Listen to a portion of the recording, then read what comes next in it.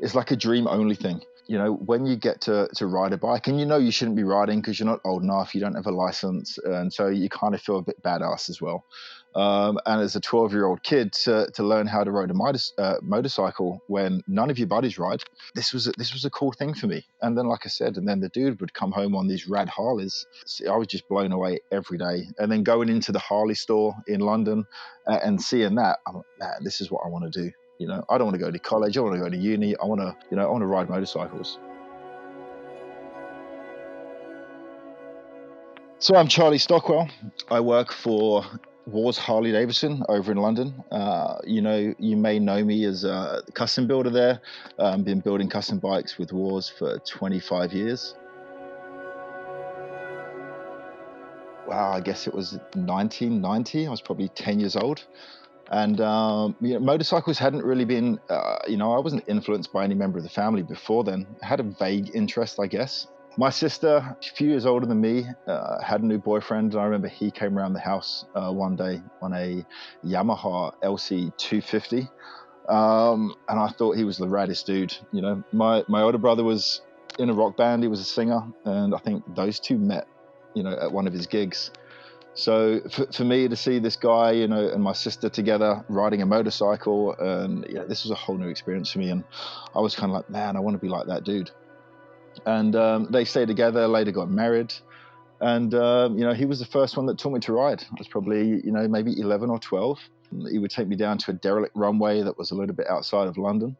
I guess he's responsible for, a lot of where I am now. There was no influence beforehand. So when he came into my life, I guess he opened up doors for me everywhere. I mean, he actually works for Harley now over in Canada. So he's still involved in a lot of what we do. In fact, he employed me at the Harley store here in London as well. You're doing the kind of things that guys that get a Saturday job do, like making coffee and cleaning bikes and sweeping floors and whatnot.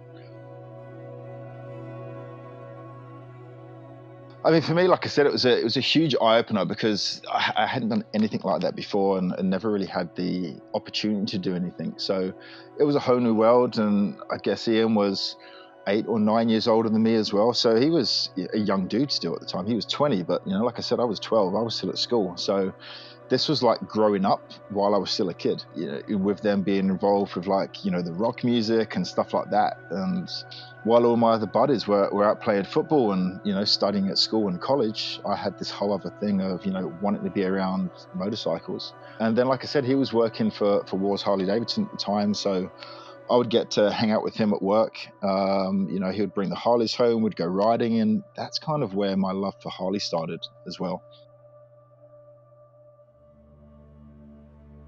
Yeah, I guess I kind of did the regular things that 11-year-old boys would do. We'd go out and play soccer in the park. I'm pretty lucky. I grew up in a suburban area of London, so we had a lot of open land around us and the forests, and so we go mess around with our buddies. At school, I was kind of a decent student at school, I guess. I wasn't in the top class for everything, but I was really good with art and design, and I suppose that was my passion. Did a lot of that. So I would spend a lot of time sketching and drawing stuff and painting. And that kind of carried on as I got older, was a teenager, started college. I kind of carried that stuff through, but I guess the soccer and the sports faded out a little as my love for motorcycles grew. If you look back on it now, you can kind of see how everything linked together. But at the time, I had no idea what I was doing. I remember being at college or doing my A-levels, not having a clue what to do for the next 2 years at college or which subjects. I guess I was a little bit irresponsible with studying, albeit I was kind of good. And then the motorcycle thing, caught my attention, and I was instantly passionate about it. Loved everything there was, about motorcycling, racing, the mechanical side of it, just going out and riding, the design of each bike. And that kind of then, I suppose, laid the pathway in front of me for what now is a real long career in it. But yeah, it was like I said, there was no plan, and back then, we're talking about the late 90s. I used to look up to the likes of people, I guess Arla Ness was the biggest name back then, and a few others were on the scene, and I was fascinated by those guys.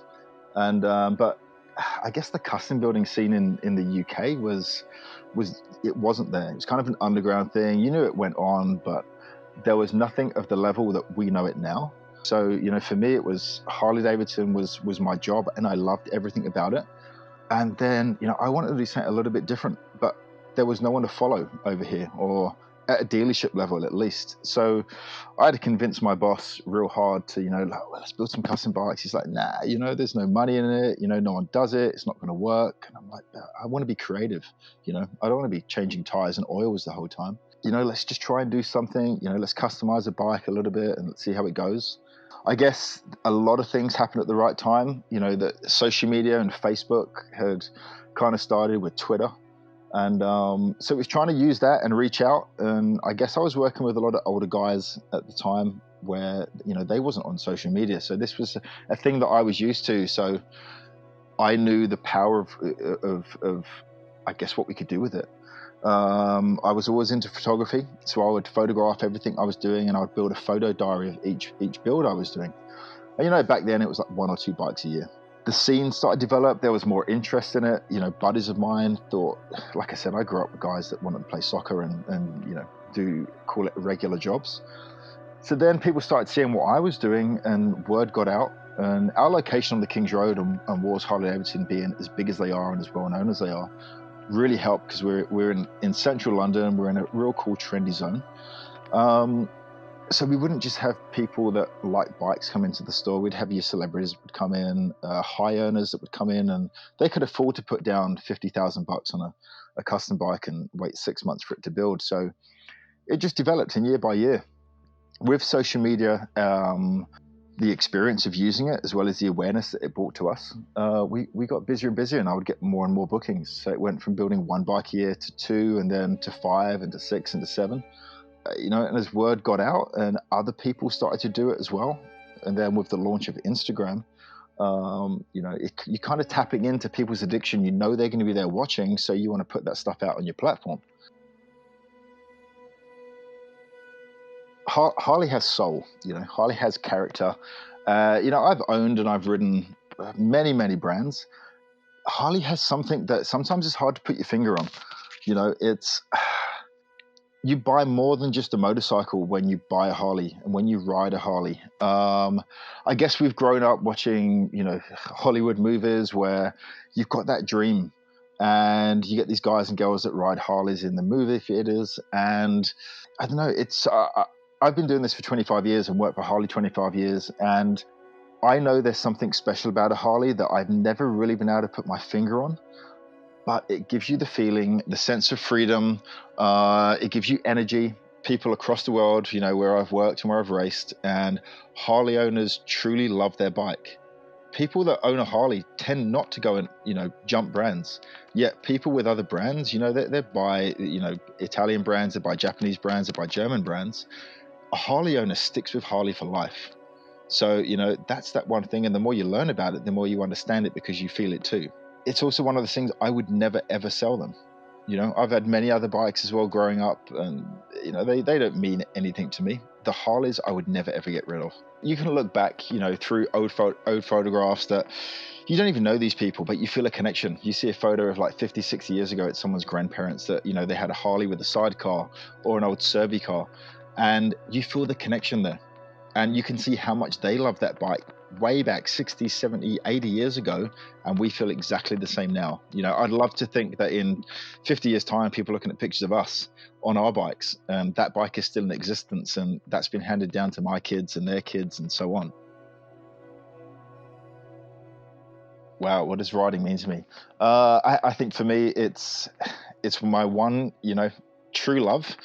You know, for me, there's nothing better than jumping on a motorcycle. You know, I live in central London, and I have traffic from the top of my road till I get to work, and I still love jumping on my bike and riding into work. I think for me, it fulfills everything that I've grown up loving since, being a teenager. I don't want to use the word sacrifice anything, because for me, doing stuff with motorcycles and riding, there's no sacrifice there. I'm doing everything that I want to do, whether that's racing, whether that's riding, taking a bike that shouldn't be on certain type of roads and riding it. For me, it's my passion. If I want some freedom, if I want to get out of work, if I need to clear my head, I jump on my bike, I ride, and it doesn't matter where I go. Riding is everything for me.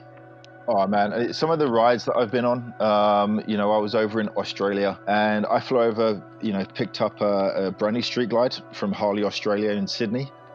We wanted to ride to Byron Bay for Christmas Day. So we jumped on the saddle at 5 a.m. in the morning on the 24th of December. And we knew which direction we had to hit, but we said, look, we're not using the GPS, we're not using sat navs, we're not using maps. Let's just keep riding north until we kind of get to an area that we recognize. And man, we hit the gnarliest roads. He was on an XR 1200 and I was on a brand new street glide, and we hit the sickest mounting roads, these tight little rocky, roads. We shouldn't have been on those bikes, but you couldn't turn around. Once you're on it, there was no room to turn around. You had to keep going. And we had like sheer drops off cliffs. We had falling rocks. We had everything there. But that's probably one of my, most memorable and favorite trips we've ever done.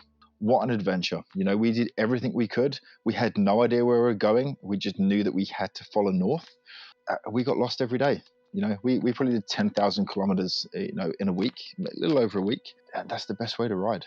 You connect with your bike so much. You connect with the outdoors so much. It's great for me growing up in London as well, to be out riding. So why do I ride? I could give so many answers to that. There are so many reasons. One, it brings back great memories from when I first started riding, and that excitement that I had when I was, like I said, 12, 13 years old, of living this dream of, like I said, it's like the stuff you see in movies. It's the kind of the rock stars that you listen to growing up. They all had Harleys. For me, I can do that every day. I'm lucky enough that I get to work in it. I race it. And this is all Harley-Davidson. This is just not motorcycles and riding. For me, it's living a dream. I'm lucky enough that I guess I live a dream where a lot of people, they don't get to do it. So for me, riding is everything. But riding Harley-Davidsons, it means more to me than just motorcycles.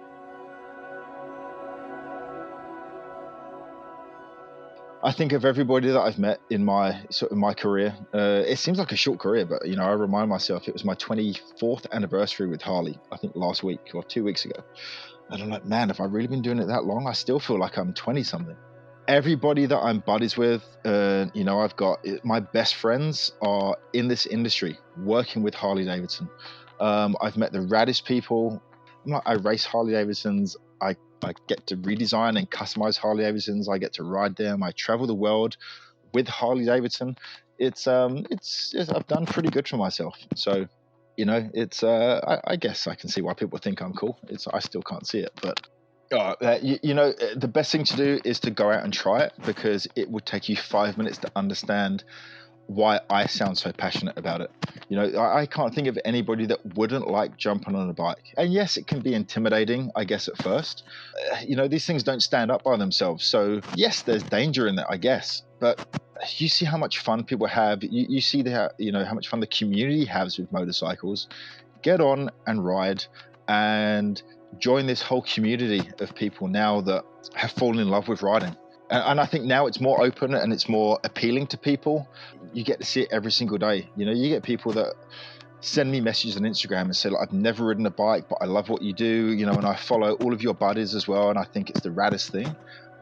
We inspire people to jump on a motorcycle, even if they've got no interest or no influence around them. Get on and ride. It opens up a whole new world for you, and it really does. Like I said, I've really, really lucky with the people that I've met through Harley-Davidson and through motorcycling. It's taken up my whole life in 100% a positive way. But you got to get on the ride, and you will never ever look back.